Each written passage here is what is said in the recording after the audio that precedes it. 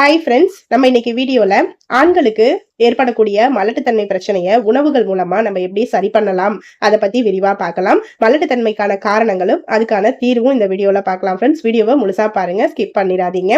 நான் சொல்ற இந்த தகவல் உங்களுக்கு பிடிச்சிருந்தா என்னோட சேனலை சப்ஸ்கிரைப் பண்ணி எனக்கு சப்போர்ட் பண்ணுங்க. ஃப்ரெண்ட்ஸ், வாங்க வீடியோக்குள்ள போலாம். ஆண்களுக்கு ஏற்படக்கூடிய இந்த மலட்டுத்தன்மைக்கான காரணங்கள் ஃபர்ஸ்ட் நம்ம பார்க்கலாம்.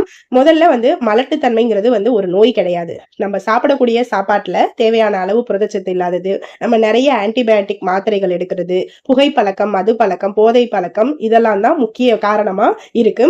அதே மாதிரி நீரிழிவு நோய், மன அழுத்தம், பதற்றம், இதய கோளாறு, சிறுநீர் பாதை தொற்று, உடல் பருமன், இதெல்லாம் கூட மலட்டுத்தன்மைக்கான வாய்ப்புகளை அதிகரிக்கும். அடுத்ததா சர்க்கரை நோய், ரத்த அழுத்தம், இது மாதிரி வேறு சில நோய்களுக்கு நம்ம மருந்து மாத்திரைகள் எடுக்கும் போது ஏற்படக்கூடிய பக்க விளைவுகளாலையுமே நமக்கு மலட்டுத்தன்மை ஏற்படலாம்.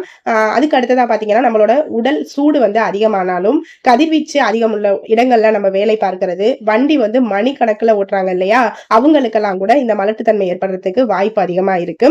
அதே மாதிரி இன்றைய காலகட்டத்துல மாசு நிறைந்த காற்று, நீர், துரித உணவுகள், பூச்சிக்கொல்லி கலந்த காய்கறிகள், ஆரோக்கியமற்ற வாழ்க்கை முறைக்கு நம்ம தள்ளி இருப்பது ஒரு காரணம். நம்ம மலட்டுத்தன்மையை சரி பண்றதுக்கு என்ன செய்யணும் அப்படின்னு கேட்டீங்கன்னா, புரதம் நிறைந்த உணவுகளை எடுத்துக்கணும். பாதாம் பருப்பு, வால்நட், அக்ரூட் போன்றவற்றில் ஏதேனும் ஒன்றை நீங்க தினமும் சிறிதளவு எடுத்துக்கணும். வாரத்துக்கு ஒரு நாள் நீங்க எண்ணெய் குளியல் எடுத்துக்கணும். நல்லெண்ணெயில மிளகு ஒரு 5, சின்ன வெங்காயம் கொஞ்சமா நறுக்கி போட்டு, வெள்ளை பூண்டு 1 நசுக்கி போட்டுட்டு அந்த எண்ணெயை நல்லா காய்ச்சி ஆற வச்சுட்டு நீங்க தலைக்கு தேய்ச்சி குளிக்கணும்.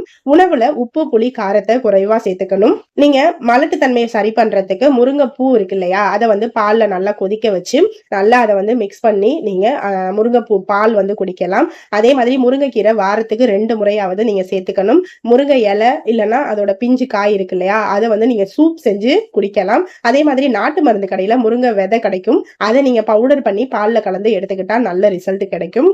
உணவே மருந்துங்கிறத யாருமே மறக்க வேண்டாம். சரியான உணவுகளை சரியான நேரத்துல சாப்பிடுறதும், உடலுக்கு தேவையான அளவு உடற்பயிற்சி, ஓய்வும் தருவது ரொம்ப அவசியம். இதெல்லாம் நீங்க முறையா பின்பற்றினாலே உங்களுக்கு மலட்டுத்தன்மை பிரச்சனை வரவே வராது.